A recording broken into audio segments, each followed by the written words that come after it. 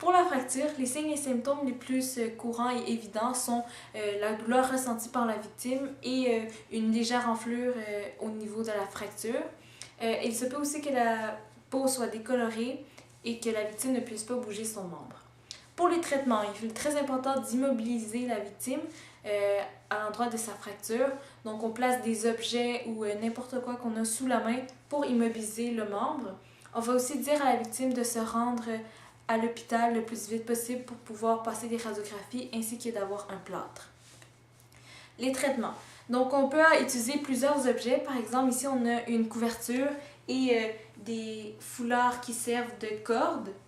Ce qu'on va faire, s'il y a une fracture qui est au niveau du tibia, ici au milieu, on va soutenir l'articulation au-dessus et l'articulation en dessous. Donc, il va s'agir du genou et de la cheville. On les tient dessus, les deux, en faisant bien attention de ne pas bouger. On va placer la couverture en dessous.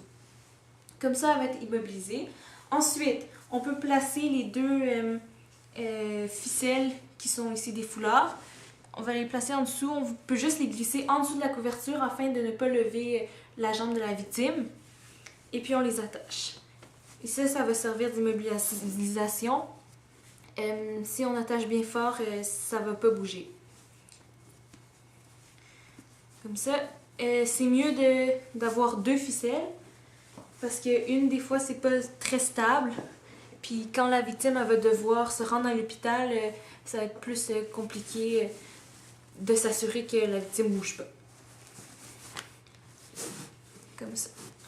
On l'attache quand même assez serré, mais pour s'assurer que notre traitement n'est pas trop serré, que ça ne lui bloque pas la circulation, on peut faire le retour capillaire. Le retour capillaire, ça consiste à peser sur les orteils ou par exemple les doigts. Puis on regarde si quand on pèse, ça devient blanc et ça redevient rouge. Comme ça, on sait que le sang circule bien. En attendant que la victime se rende à l'hôpital, on lui demande des questions sur ses antécédents médicaux, si elle a d'autres problèmes médicaux, des choses comme ça. Mais pour l'instant, la fracture, c'est juste ça.